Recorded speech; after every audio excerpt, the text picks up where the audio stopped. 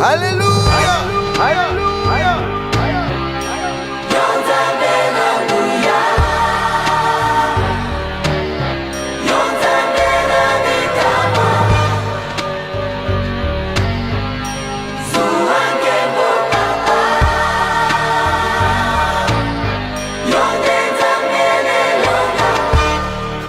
Lelo ntango ebelemi ilembo nyonso emonani kala te suka ya mokili nde nyonso awa na se esuki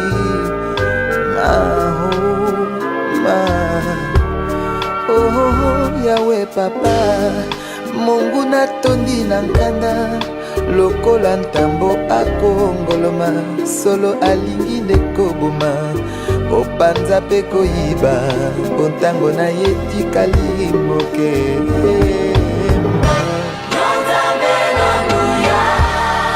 ozalisi ya likolo na se mokili. Eh bien, toi aussi, il y a un jour où tu es né. Mais la parole de la vérité te dit qu'il y a aussi un jour pour mourir. De la même manière que tu sais que tu es né, sache aussi que tu mourras. Versets 10 et 11. J'ai vu, ça c'est Salomon qui parle. J'ai vu à quelle occupation Dieu soumet les fils de l'homme. Verset 11. Il fait toutes choses bonnes en son temps. Ça c'est Dieu. Toutes choses bonnes en son temps. Même, il a mis dans leur cœur la pensée de l'éternité. Bien que l'homme ne puisse pas saisir l'œuvre que Dieu fait du commencement jusqu'à la fin. Nimeona taabu Mungu aliyowapa wana wa watu ili wajifundishe nayo. Amefanya kila kitu kizuri kwa wakati wake. Ameweka milele vile vile ndani ya mioyo yao, lakini hata mtu asiwezi kutambua kazi Mungu aliyofanya tangu mwanzo hata mwisho. Lisons Daniel chapitre 12, c'est le dernier chapitre du livre du prophète Daniel. Tunasoma Danieli sura 12, inakuwa ni sura mwisho ya nabii Danieli. Dans ce livre-là, je lis deux versets, le 2 et le 13. Le 13, c'est le verset qui clôture le livre du prophète Daniel.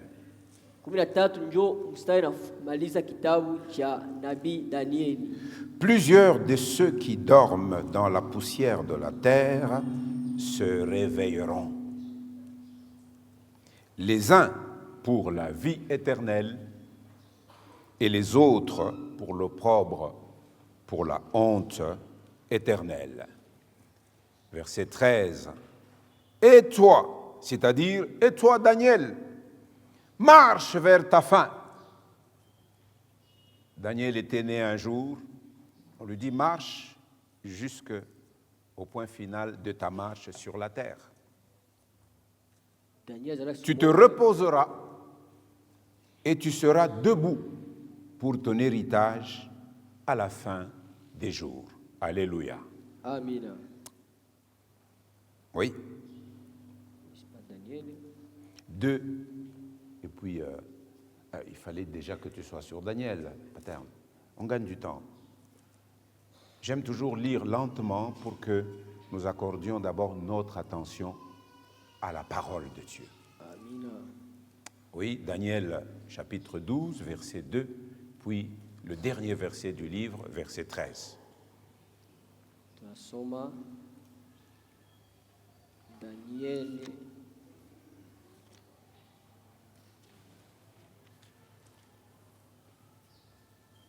Daniel 12, dernier chapitre de Daniel. Wende tuko mwisho wa kitabu ya Daniel. Daniel sura yake ya 12 mstari wa pili.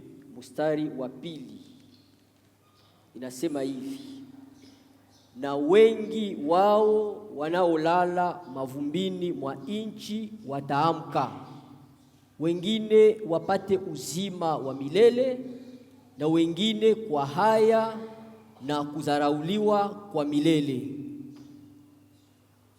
Mstari wa mwisho tunasoma mstari wa 13: lakini wewe kwenda zako hata utakapokuwa mwisho ule, maana wewe utastarehe na kusimama katika kura yako kwa mwisho wa siku hizi.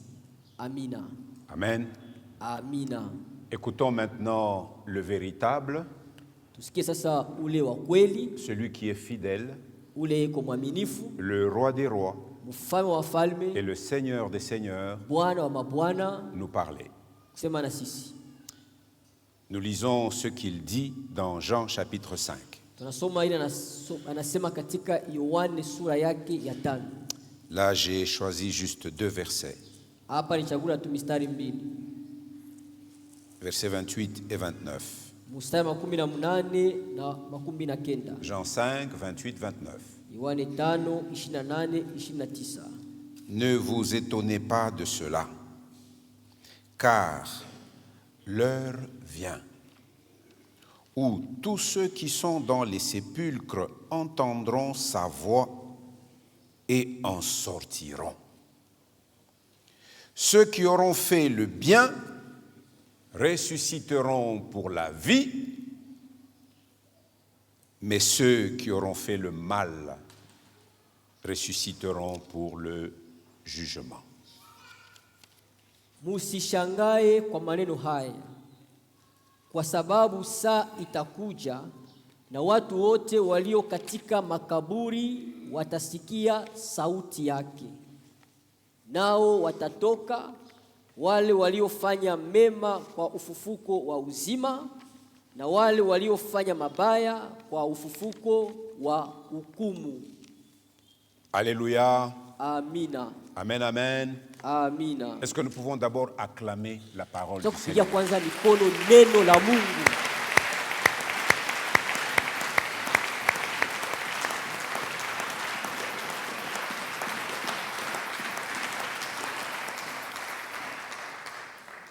La vie après la mort. Uzima kisha kufa.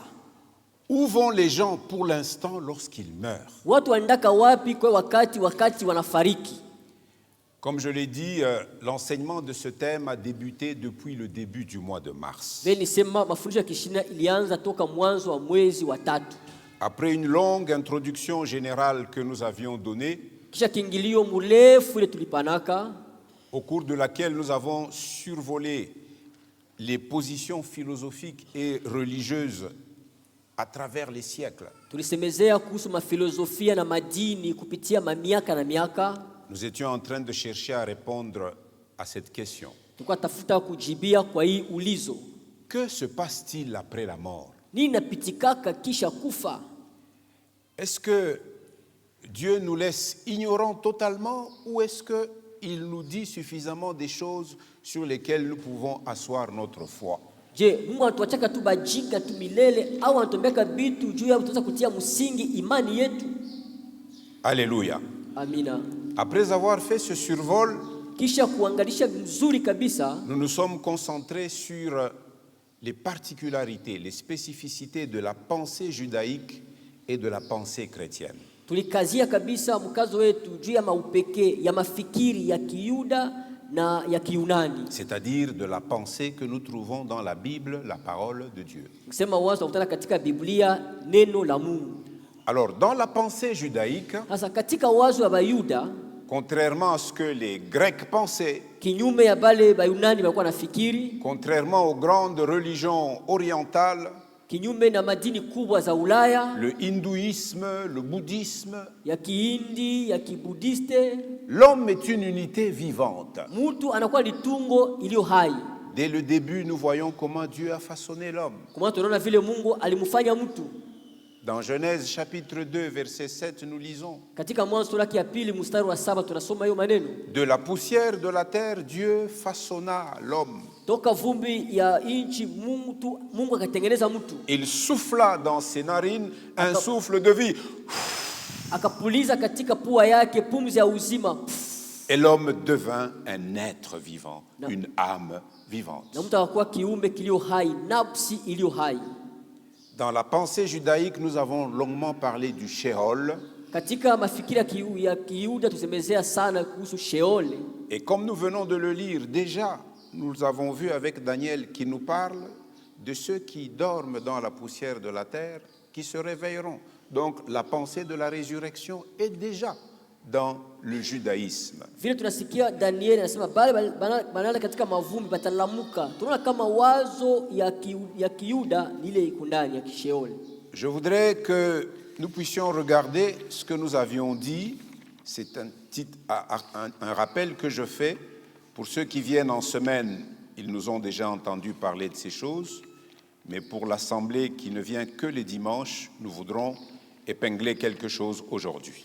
Napenda kukumbusha kitu fulani kwa bale wanakia katika juma banajua, lakini bale wanakia kwa Mungu tu ndio batasikia hii atakusema. Alors, quelles sont les spécificités de la pensée chrétienne? Sasa upekee ya wazo wa Kikristo ni gani? Une chose importante d'abord qu'il nous faut souligner, kitu kia lazima inapaswa tutie kistari, c'est que le christianisme est né dans un monde juif. Kusema Kikristiani ilizalika katika ulimwengu ya Bayuda. Jésus lui-même est un juif. Yesu mwenyewe ni Muyuda. N'est-ce pas? Et donc, le christianisme est né. Il a des racines hébraïques. Mizizi ya Ukristiani iko ni ya Kiebrania. Mais il a émergé dans un environnement lakini iliendelea katika eneo où il est venu à la rencontre de la philosophie grecque. Ilikutana na mafilosofia ya Bayunani.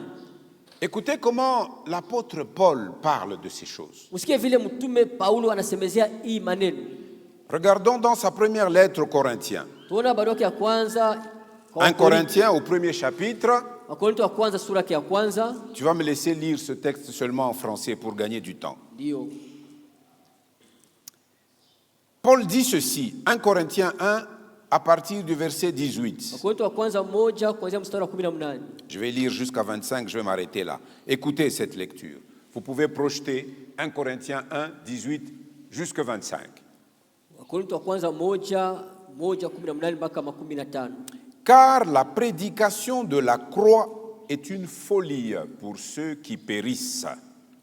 Mais pour nous qui sommes sauvés, elle est une puissance de Dieu. Ainsi, il est écrit, je détruirai la sagesse des sages et j'anéantirai l'intelligence des intelligents. Où est le sage? Où est le scribe? Où est le disputeur de ce siècle?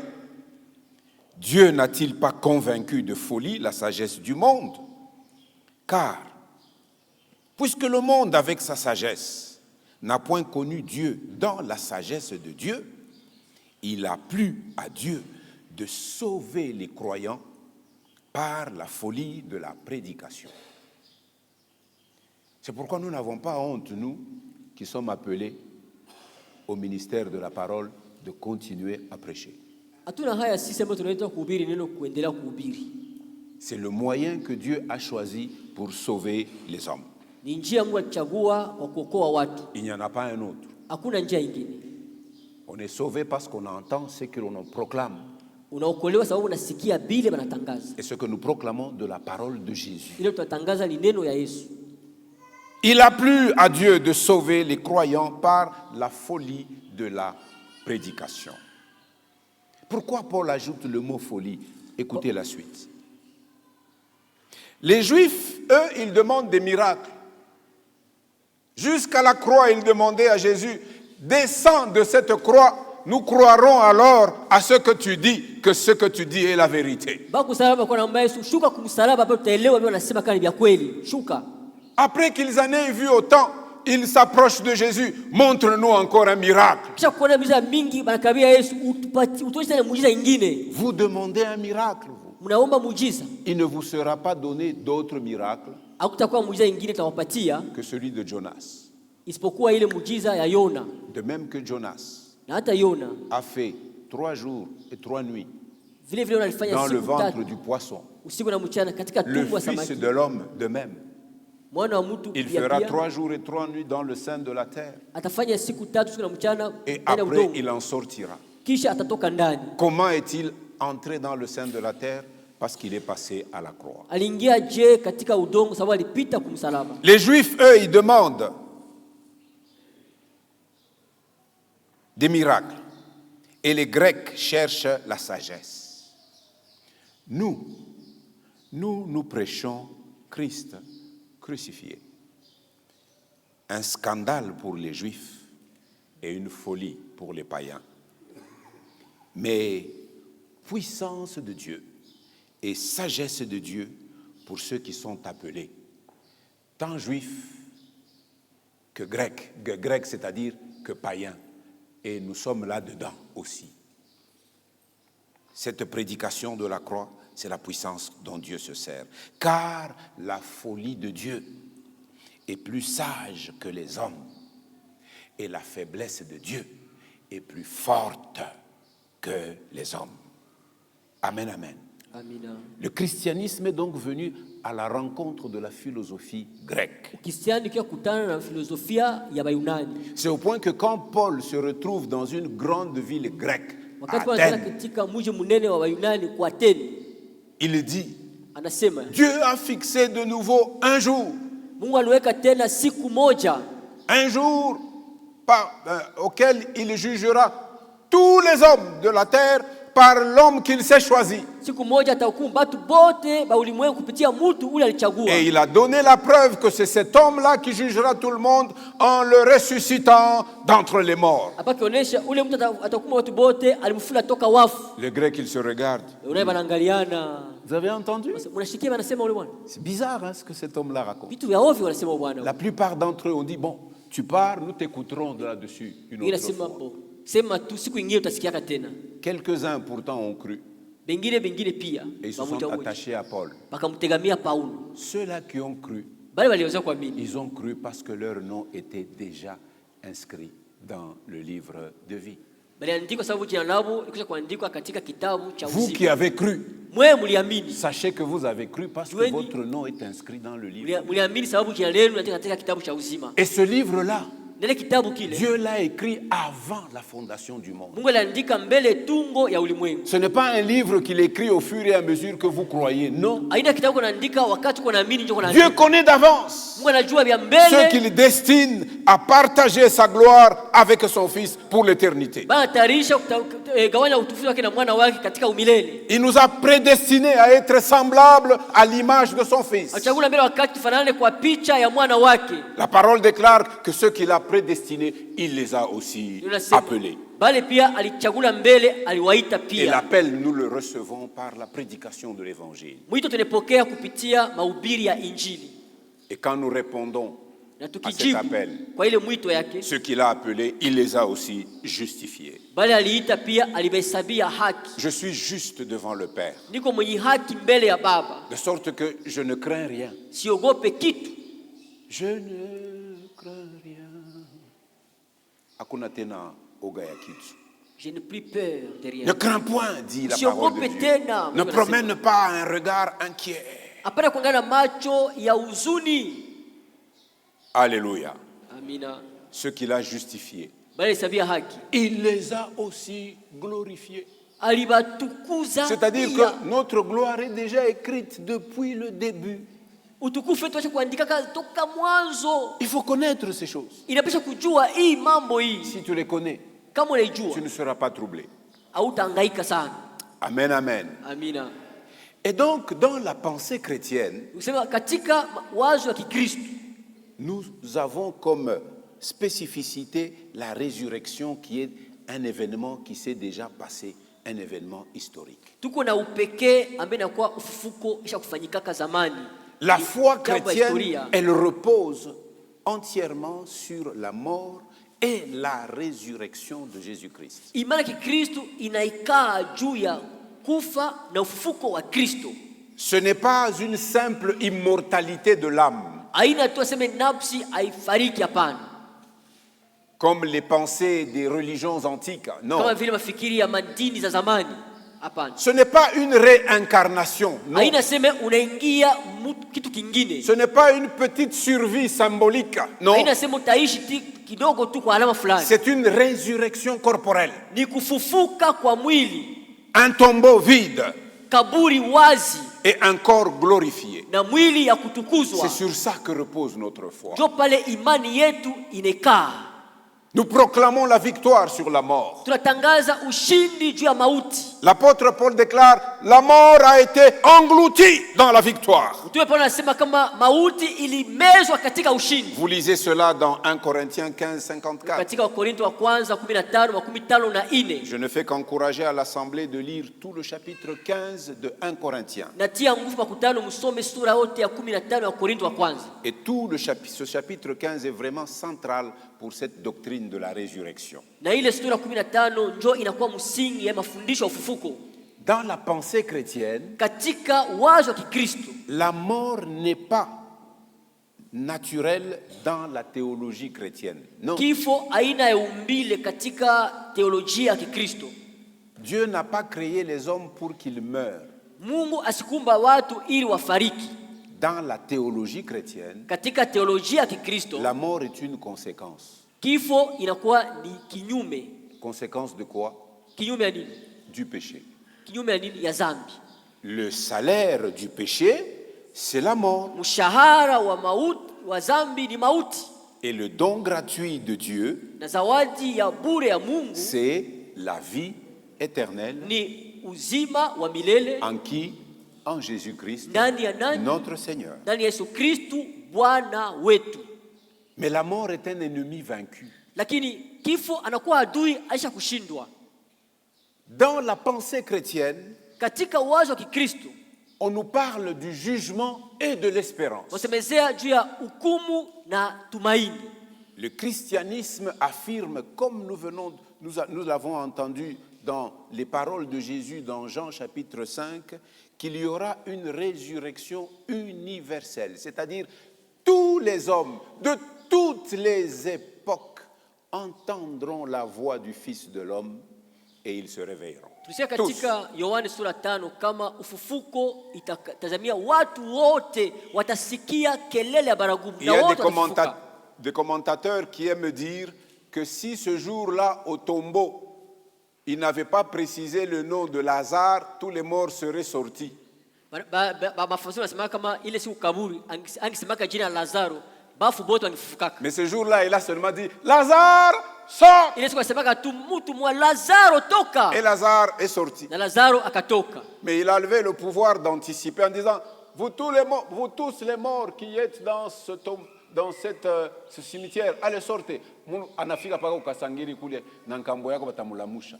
Alikuwa anaweza kusema watu bote makawili ile wakati lamuki bangilamuka hata kambongo lamuka. Mais ce temps viendra. Lakini ile Jésus wakati dit afika. l'heure vient. Yesu anasema saa inakuja. Il a déjà fixé un temps Acha kuweka muda où tous les morts entendront wote waliofariki watasikia la voix de qui? sauti ya nani? La voix du véritable. Sauti ya wa kweli. La voix du roi des rois. Sauti ya mfalme wa falme. La voix du Seigneur des seigneurs. Sauti ya Bwana wa La mabwana. voix de l'auteur de la vie. Sauti ya mwenyeji wa uzima. Ils entendront sa voix Watasikia sauti lake et ils se réveilleront. na watalamuka. Il y a une résurrection universelle. Kunakuwa ufufuko ya watu wote. Mais il y a aussi un jugement Huko universel. pia hukumu ya milele. Tous les hommes seront jugés. Watu wote watahukumiwa. Tu seras jugé. Utahukumiwa, Je serai jugé. utahukumiwa. Mais nous verrons qu'il y a des jugements différents. Tutaona kama mahukumu inaachana. Dans la suite de notre enseignement, nous allons prendre le temps pour vous donner de l'assurance. Na katika mwenendo ya mafundisho yetu tutapatia hakikisho. Il y a aussi une vie éternelle. Kuko pia uzima wa milele. Il y a aussi une séparation éternelle. Kuko pia kuachana ya milele. Mais il y aura aussi une nouvelle création. Kutakuwa pia uumbo mpya. Quand vous lisez Apocalypse 21, Mkisoma Ufunuo 21, il en parle. wanasemezea hayo. Il en parle. Wanasemezea hayo maneno.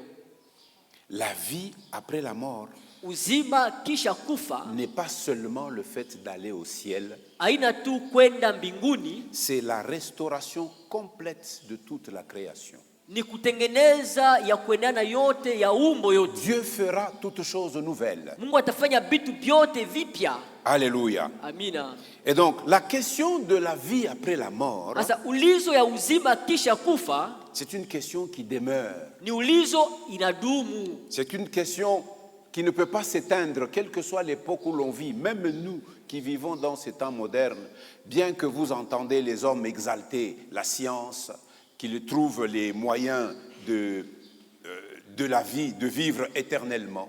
Je ne sais pas, j'avais partagé avec le groupe des anciens une vidéo d'un homme qui est en train d'exalter les prouesses de l'intelligence artificielle dans les sciences de la vie. Hata leo watu wa kisasa biko nafanya namna yote katika siasa kama mtu aishi milele. Cet homme affirme dans ses déclarations que l'homme qui va vivre 1000 ans sur la terre est déjà né. Ule mtu anasema alisha kuona mtu ule alisha kuzaliwa atafanya miaka 1000 duniani. Mais quand vous lisez l'histoire des patriarches, Mkisoma historia ya wababu, vous verrez que jusque-là, mtaona mpaka hapa sasa aucun homme n'a vécu 1000 ans sur la terre. hakuna mtu ashakuishi miaka 1000 duniani. Adam, le premier homme, Adamu mtu wa kwanza il est mort à 930 ans. alikufa umri wa miaka 913. C'est un de ses descendants, Methuselah. Moja uzao wake Metushela. Père, bon, 83 yako.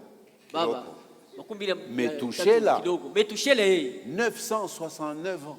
miaka 960. Mais il n'y en a aucun qui a vécu 970. Hakuna mtu kuishi miaka 1900. Mais voilà qu'il y a un homme qui prétend que à cause ou grâce à l'intelligence artificielle, l'homme qui va vivre 1000 ans est déjà né. Mtu anasema kwa sababu anafanya siasa na akili ya kimutu, mtu anaweza kuishi miaka 1000. Et il a même un peu prophétisé, je mets entre guillemets, Na anasema yeye anatabiri vile que d'ici 10 ans, kama miaka 10 kumbele hapa, avec les progrès dans les sciences biologiques, on comprend mieux le génome, on comprend qu'est-ce qui fait vieillir les hommes, on va changer tout cela. Les hommes vont commencer à vivre 140 ans, 150 ans dans 10 ans. C'est ce qu'il a dit. kisha miaka 10 baisha kuelewa namna gani mtu uzaifu wake nafasi gani, baisha tengeneza bado anaweza kuishi miaka 119. Alors, il y en a qui sont contents quand ils entendent des choses. Wengine wanafurahi wanasema tutakawia. Mais moi je lis autre chose dans la parole de Dieu. Niko na vitu vingine katika neno la Mungu. La vie d'un homme, Maisha ya mtu 70 ans. miaka 17, Pour les plus robustes, wa nguvu sana 80. 80. Si tu as encore une grâce, Kama kuna neema nyingine 90, 95, 100 ans. 99. C'est vrai, aujourd'hui, quand vous allez en Occident, avec l'amélioration des conditions de vie, ils reçoivent des soins médicaux, ils peuvent vivre jusque 115. Il y en a même qui atteignent 120 ans aujourd'hui. Leo kubulaya juu ya maisha bora, ningafika miaka 112. Quand vous allez au Japon, vous trouvez des petits vieux, hein, n'est-ce pas? Mkienda kule Frère kwa Japon, Damien, hein? Japon, tutala Vous trouvez des bazee. petits vieux de 115 ans encore Niwa miaka rigoureux, 115 et ils iko font leur art là-bas, vous voyez, à 115 ans. Ouais. miaka 5 iko mpaka hivi. Asipendi kufa. Inanyoroka biko nafanya yoga mtu gani? Alors les Occidentaux, ils quittent l'Occident, ils vont en Orient pour apprendre les arts orientaux pour vivre longtemps. Bazungu atoka kule kwenda kuazia sema jifunze mayoga baishi bakawia. Mais allez voir en Occident, tous ceux qui atteignent 80, 90 ans, Alzheimer na babamba. Mwangalie kule kubulaya bali kwa miaka 19 biko na Nani ashakushikia kutembeka. mambo ya Alzheimer? Ile malali. Nani anajua malali? Alzheimer. Alzheimer. Bon, bamingi mshiki yake. Mseme malali. Quand vous vivez sur quelle terre vous? Sasa Mungu alikala wapi mwe? Bon, ni magonjwa. Ni magonjwa. Akili inaanza kukupunguka na kukupotea. Tu commences à oublier, commences à te perdre. À quoi ça sert de vivre kama hauna tena na akili? Tu ne sais plus partager avec les gens. Bon, tu ne sais plus dire aux gens je t'aime. Sasa utashije? À quoi ça sert de vivre? Faida gani unaishi au tena kuzungumza na watu? C'est pour ça qu'ils ont plein d'hospices de vieillards. Ndio maana kwa fasi ya bazee mingi kule kubulaya. Pigwa nikala. Juste pour entretenir ce corps. Baka hii mwili kutunza. Mais la vie de relation elle est morte. Lakini wapi shakufa tu. Mais l'immortalité, nous l'attendons. lakini kutokufa tunengojea. Jésus possède l'immortalité. Yesu ndio iko na kutokufa. Nous sommes unis à celui qui est immortel. Tunaungana na ule asikufake. Moi, je suis un immortel parce que je suis uni à l'immortel. Jésus dit, celui qui vit et croit en moi ne mourra jamais. Donc, je prends cette parole au mot. Je vis, je crois en Jésus, donc je ne mourrai pas. Qui croit ça? Qui ne croit pas encore? Si vous croyez ça, que Dieu vous bénisse. Alléluia. Amina. Alléluia. Amina. Et donc cette question-là, elle demeure. Cette Cette question, elle ne peut pas passer. Parce que ce n'est pas une question qui est culturelle en disant que c'est dans l'air du temps, elle vient et puis ça va passer. Non, c'est une question spirituelle. Elle est inscrite dans notre conscience. La pensée de l'éternité, comme j'ai lu dans Ecclésiaste 3, verset 11. Et il a mis, c'est le Seigneur, il a mis dans leur cœur la pensée de l'éternité. Maintenant, les hommes s'efforcent de chercher cette éternité par leurs propres moyens. L'éternité est une réalité spirituelle et céleste. Sur cette terre, il y a un temps pour tout. Quand vous déployez tout le chapitre 3 de Ecclésiaste, vous verrez la succession des choses. Un temps pour semer, un temps pour arracher, un temps pour dormir, un temps pour se coucher. Les saisons se succèdent. C'est là où nous nous sommes juste arrêtés à cause de notre sujet en disant il y a un temps pour naître, il y a aussi un temps pour mourir. Quand Jésus viendra nous prendre, après un temps, nous reviendrons avec lui sur cette terre où il établira son règne de 1000 ans. Les vies millénaires vont alors commencer avec Jésus. Et après ces 1000 ans, il mettra en œuvre le plan divin pour remplacer toutes ces choses qui sont déjà corrompues et mettre des choses nouvelles, des choses pures. Et c'est là où nous vivrons pour toujours avec lui.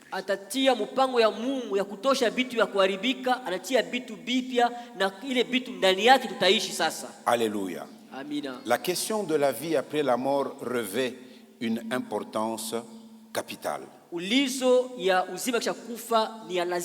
Cette question, on peut aussi la formuler de la manière suivante. Tu peux te poser cette question, qui suis-je réellement? Est-ce que je suis un simple corps biologique? Ou est-ce que je suis un être éternel? Est-ce que la mort est une fin?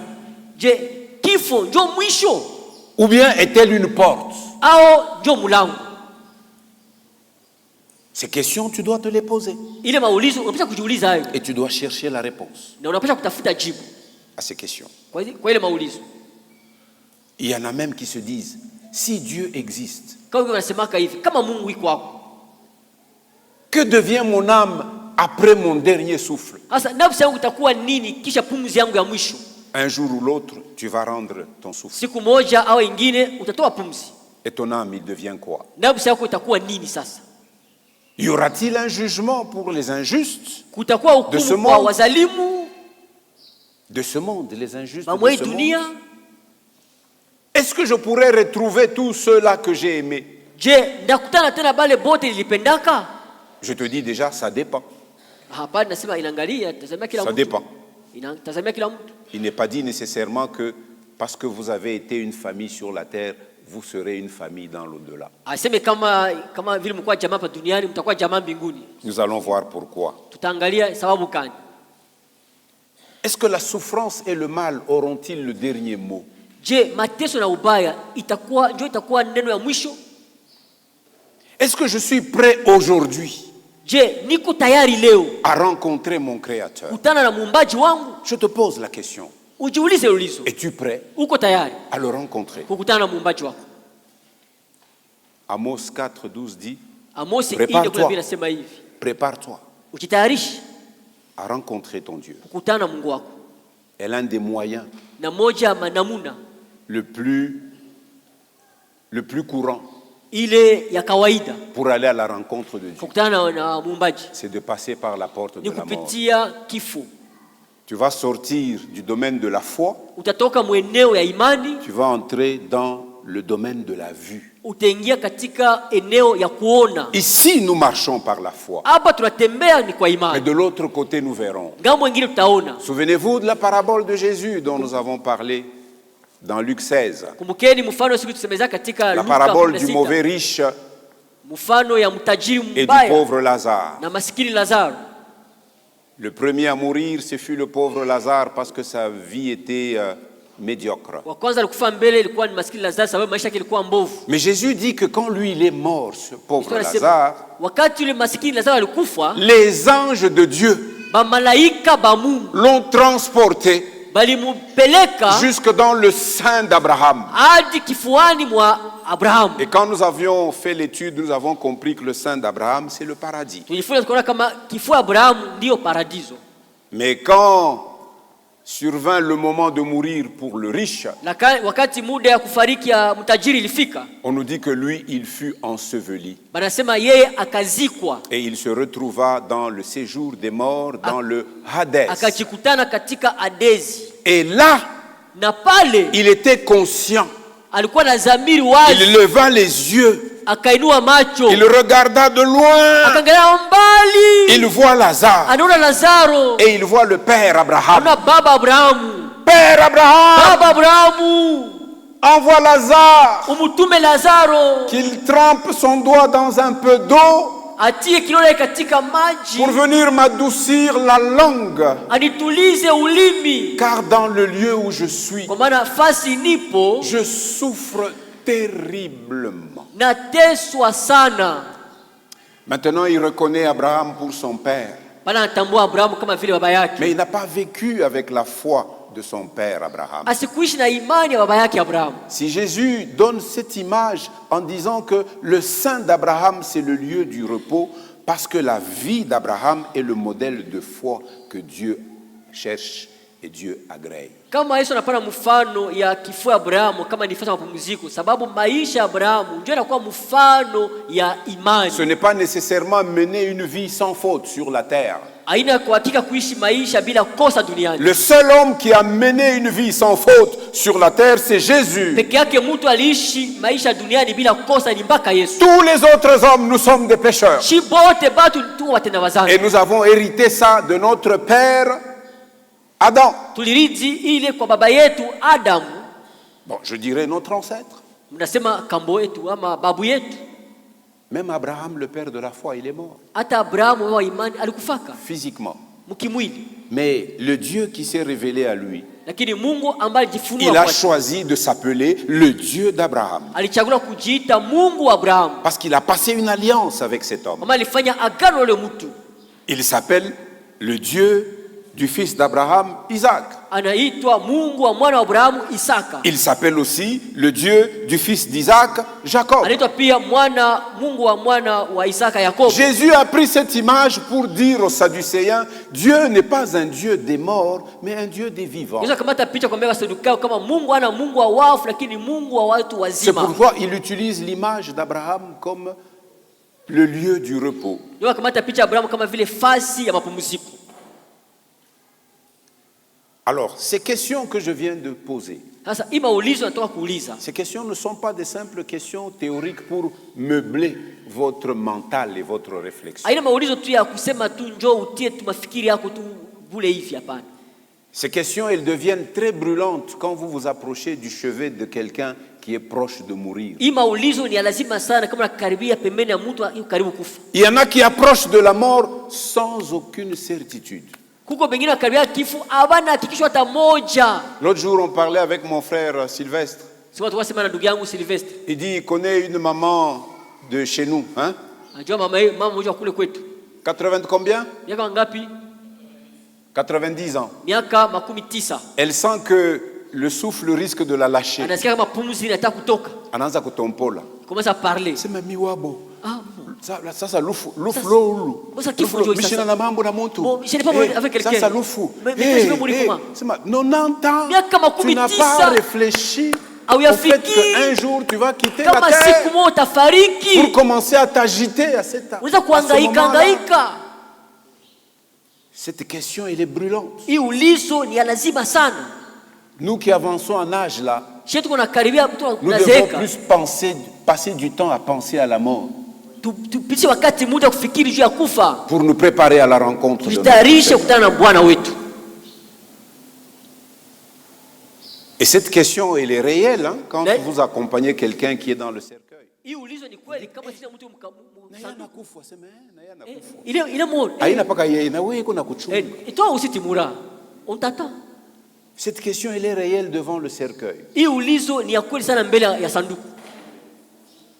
Et quand il y a des crises que l'on traverse, cette question devient une question urgente pour tout le monde. Miwabo, invitaï.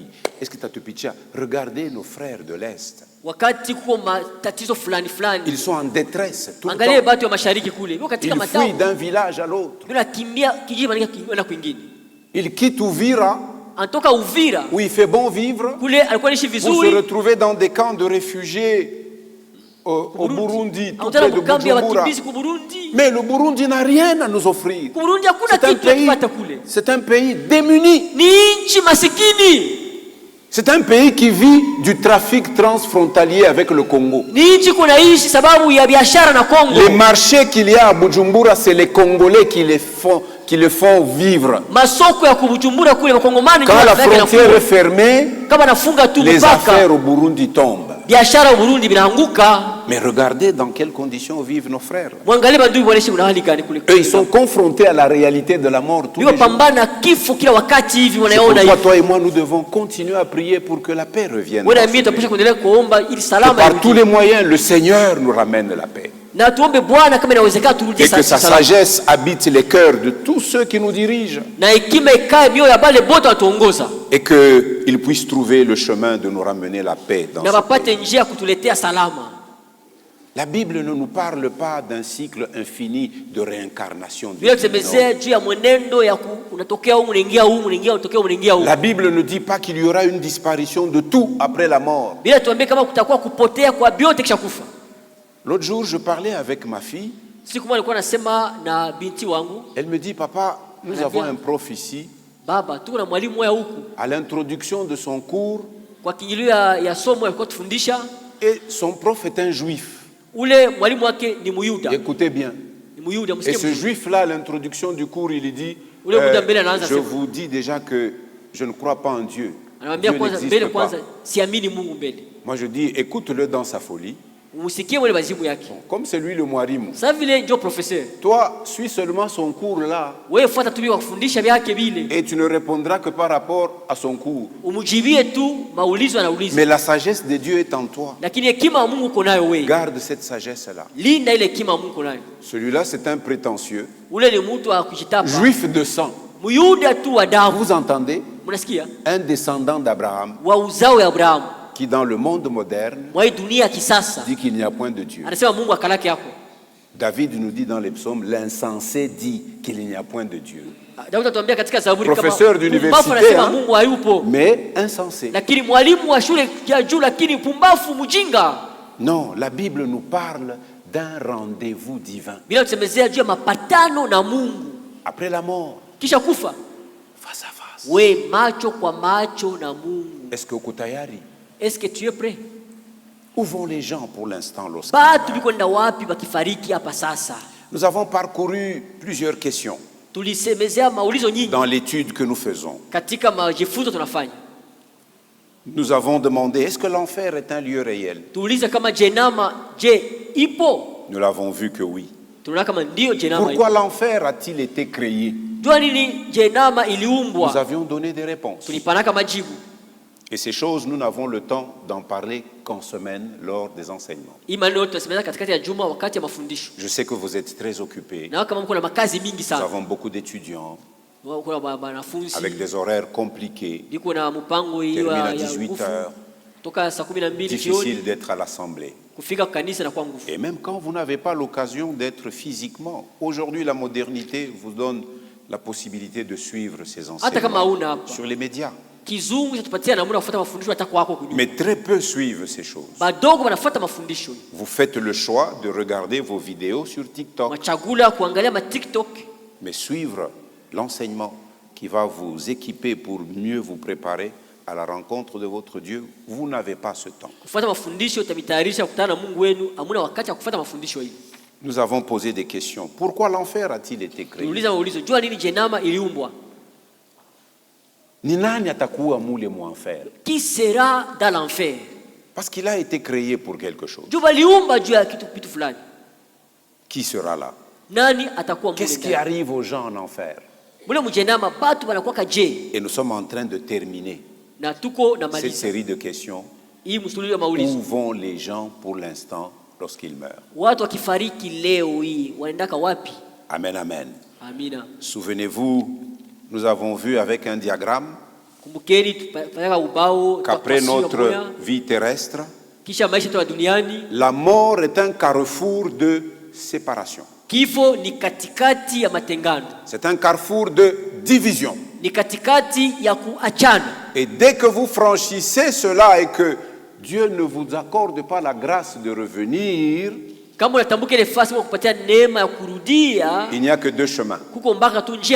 Un chemin pour les croyants, ceux qui de leur vivant auront reçu Jésus comme leur sauveur et auront confessé son nom comme le Seigneur de leur vie. Ceux-là, quand ils meurent, même si nous les amenons à Kasangiri, le corps doit rentrer à la poussière, mais leur esprit et leur âme vont directement dans la présence du Seigneur. Ils vont au paradis.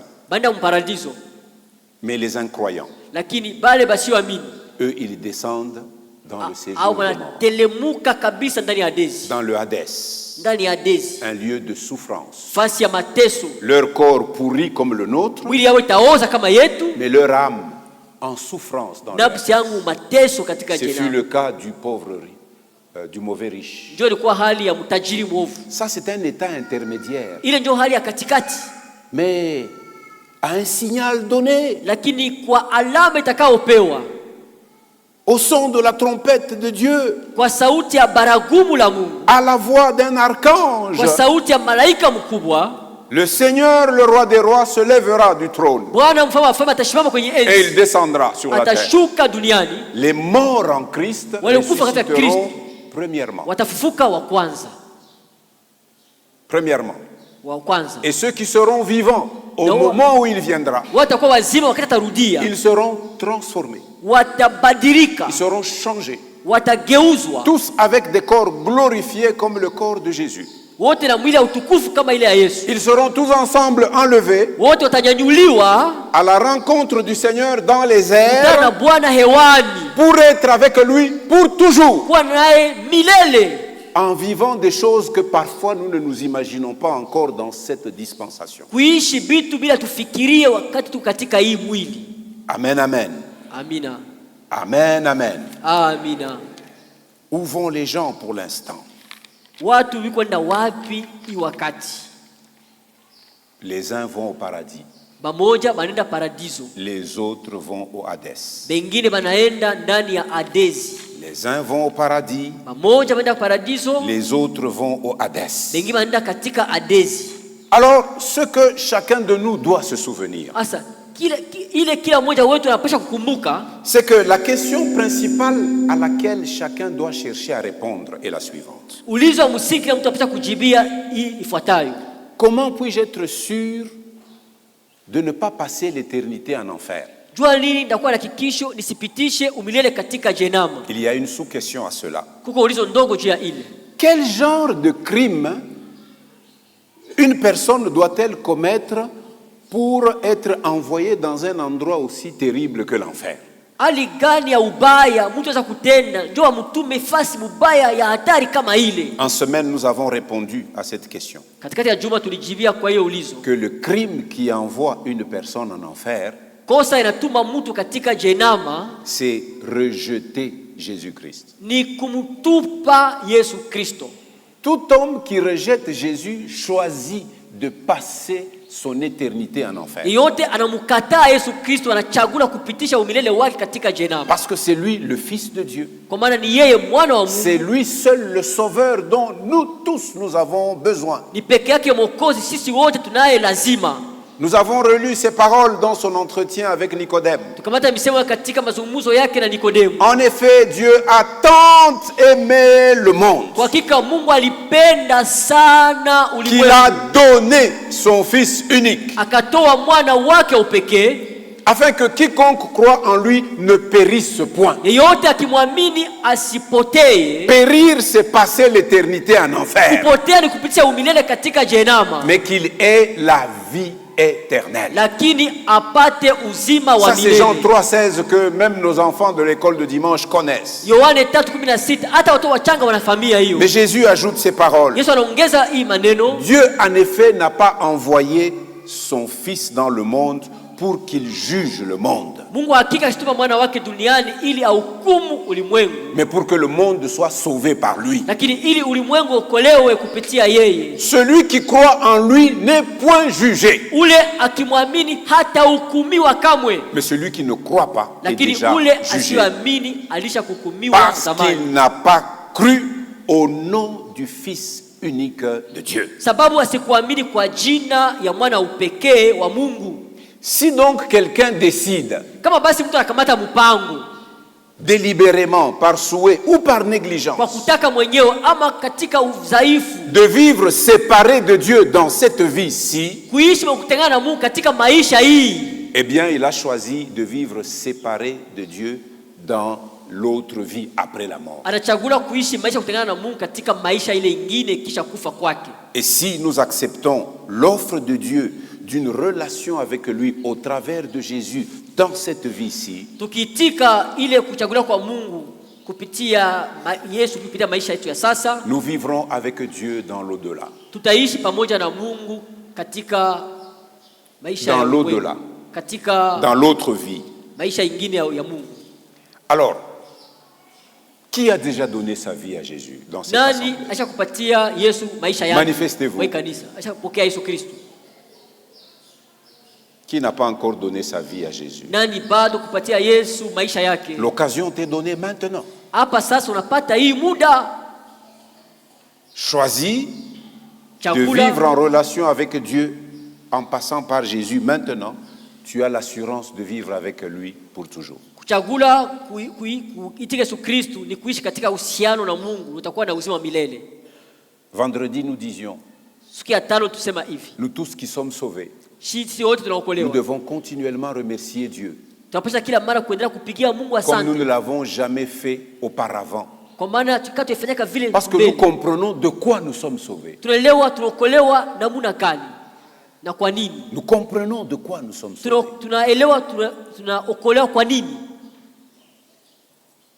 Mais celui qui compte sur lui-même pour son salut, Lakini ule ajitumania mwenyewe kwa wokovu yake, si vous êtes là, kama uko ndani, vous pensez que vous pouvez vous sauver vous-même unazania kama unaweza kujiokoa peke yako, et que vous continuez à négliger l'amour de Dieu pour vous, unaendelea kudharau mapendo ya Mungu kwa ajili yako, c'est le moment de vous tourner vers lui maintenant. ndio wakati ya kumgeukia yeye. Criez à lui pour recevoir le salut que lui seul peut offrir. Sema naye upokee wokovu ile ambaye peke yake anaweza kupana.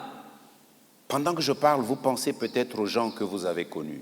Wakati unasema unafikiri watu ulishakufahamiana nao, Si vous avez des amis kama uko na warafiki ou de la famille qui sont morts au wa mjamaa wamekwisha kufariki et vous craignez qu'ils soient séparés de Dieu en enfer, na unaogopa batengana na Mungu katika jehanamu, vous qui vivez, placez seulement votre confiance en Dieu wewe ungali mzima, tia tumaini yako tu katika Mungu, comme étant le juste juge. kama vile muhamuzi wa haki. Et le juge juste et parfait na muhamuzi wa haki Si vous ne kamilifu. savez pas s'ils ont confessé ou pas, laissez ça entre les mains de Dieu, car vous ne pouvez plus rien y changer. Kama mujua kama baliamini wala hapana, mwachie mikono ya Mungu, sababu hamtabadilisha kitu tena. Mais maintenant, si vous avez des amis Sasa hapa sasa, kama kuna warafiki ou de la famille au wa mjamaa qui sont encore en vie bangali bazima et qui n'ont pas encore fait appel à Jésus pour les secourir, kuita Yesu kuwaokoa, demandez à Dieu une nouvelle assurance. ombeni Mungu tena hakikisho mpya. L'esprit de Jésus est un esprit de force et de courage, pas un esprit de timidité. Yesu Kristo ni roho ya nguvu ya bidii, hapana roho ya ubaridi. Si nous les aimons, nous devons leur présenter Jésus. Tukiwapenda tunapaswa kuwatolea Yesu. Il faut leur dire, leur parler de la bonne nouvelle de l'amour de Christ. Masemezea habari njema ya mapendo ya Kristo. Le fait que Jésus est venu pardonner nos péchés. Kusema kama Yesu alikuja kusamehe dhambi zetu. Si nous croyons en lui. Kama tukimwamini. Alléluia. Amina. Est-ce que nous pouvons nous lever? Tushimame wima. Je voudrais que nous prions ensemble Napenda tuombe pamoja pour terminer ce message. kwa kumaliza hii ujumbe.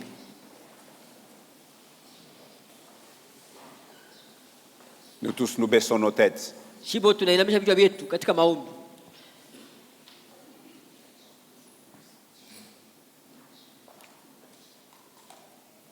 Père Céleste,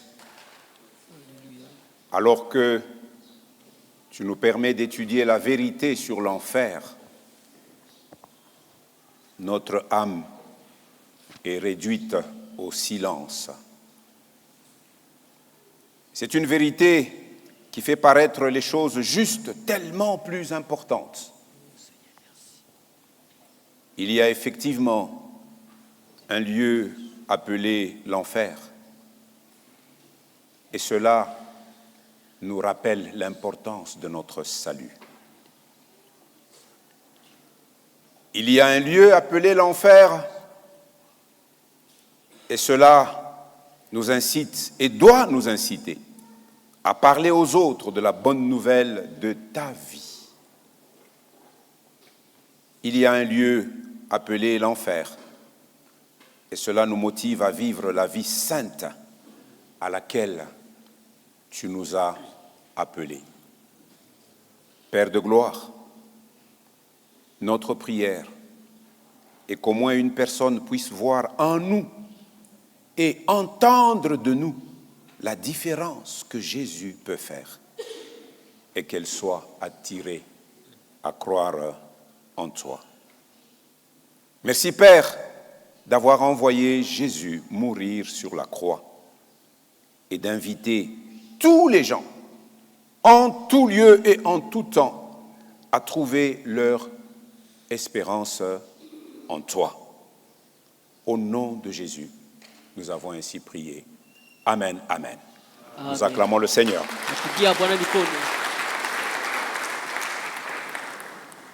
Je vais vous poster ceci sur le groupe de l'Église. Il y a une question que je vous soumets.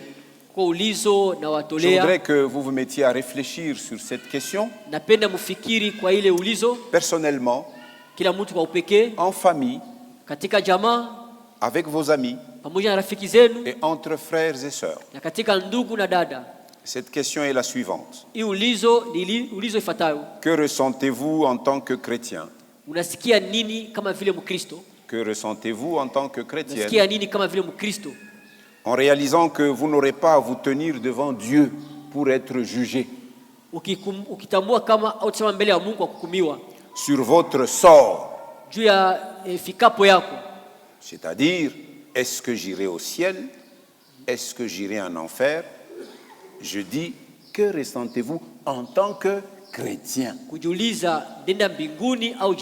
Un chrétien, c'est quelqu'un qui est uni à Jésus.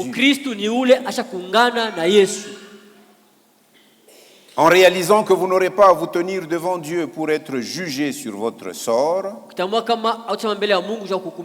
car cela a déjà été décidé.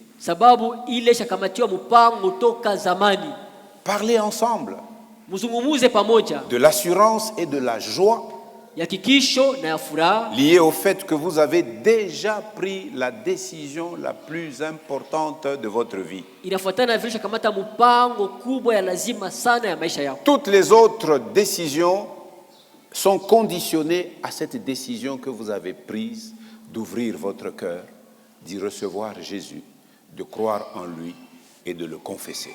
Mipango ingine yote iko chini ile mpango munene ambao ulishakamata kufungula moyo yako kupokea Yesu Kristo kama Bwana Mwokozi wa maisha yako. Alors il y a une pensée que nous devons graver dans notre esprit. Kama fikiri tunapaswa kuweka katika roho yetu. C'est que le ciel et l'enfer sont des lieux réels. Nikusema mbingu na jehanamu ni vitu vya kweli. Nous l'avons vu pour l'enfer néanmoins déjà durant tous ces presque 2 mois d'enseignement. La mort est un début.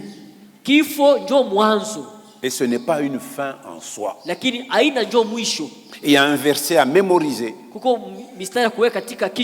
en avons parlé en semaine. Et pour vous qui venez le dimanche, je vous le donne.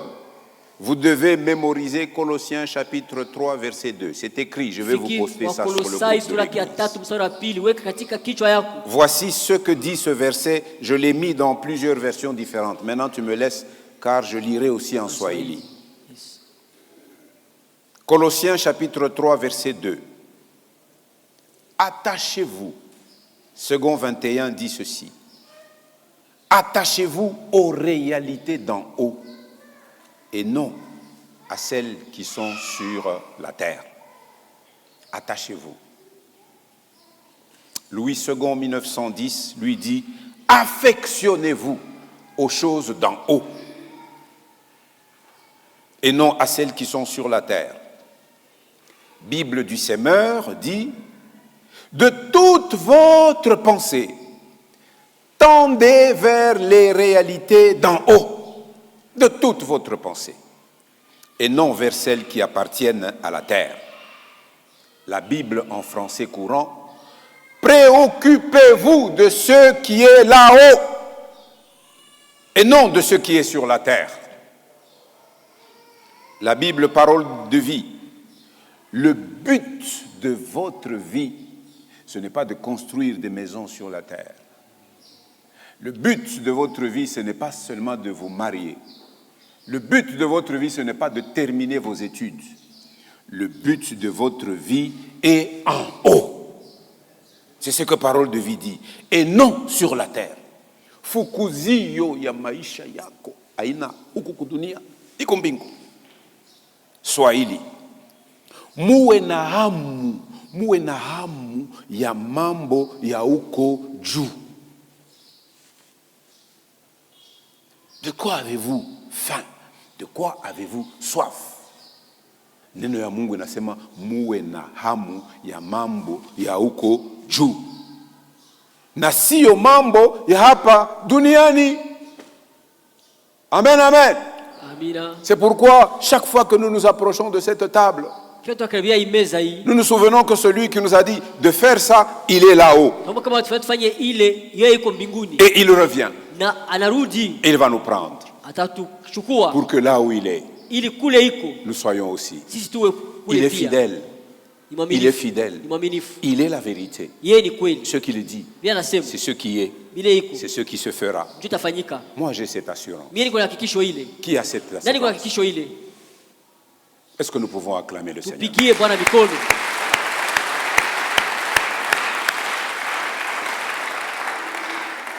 Nous nous levons, nous voulons adorer le Seigneur et nous nous approchons de la table.